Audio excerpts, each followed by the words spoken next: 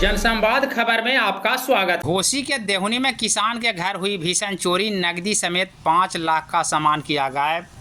दरअसल घोसी थाना क्षेत्र के देहुनी गांव में बुधवार के रात्रि किसान के घर को चोरों ने निशाना बनाते हुए भीषण चोरी की घटना को अंजाम दिया है, जिसमें नकदी समेत 5 लाख रुपये मूल्य का सामान चुरा ले भागा है।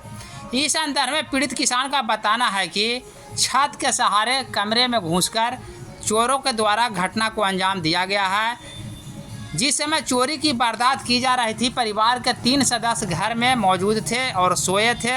तभी चोरों के द्वारा दूसरे कमरे में चोरी की घटना को अंजाम देकर भाग निकला है।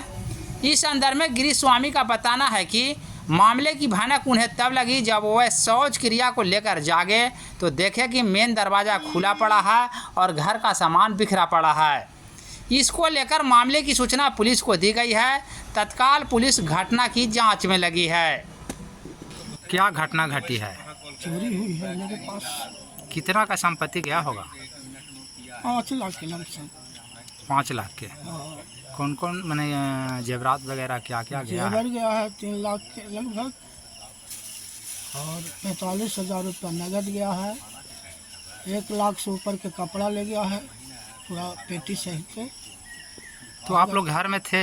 हाँ, घर में थे। आप लोग को पता नहीं लगा? नहीं लगा। 1 बजे उठे हैं। घटना की सूचना कब मिली आपको? 1 बजे उठे पेशाब करने के लिए तो देखा कि मेरा दरवाज़ा भिड़काया हुआ है, भीतर से केवाड़ी खोला हुआ है।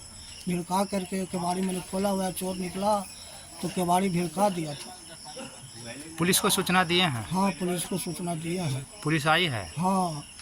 क्या बोल रही है पुलिस? पुलिस बोला कि बाहर में जो सामान रात में अभी तो नहीं पता लग रहा है, लेकिन दिन में देखिएगा तो पता लगेगा तो उसको लाइएगा नहीं, वैसे छोड़ दीजिएगा। लेकिन सुबह में गांव जुटे तो देखने गए हैं सगरों लोग, बहुत से लड़के, तो 2 सामान मिला है, कागज़ वाला अटैची और एक बैग कन्हा में छोटा बैग था टांगने वाला, सो कागज़ सब उसमें छितराया हुआ है बाहर।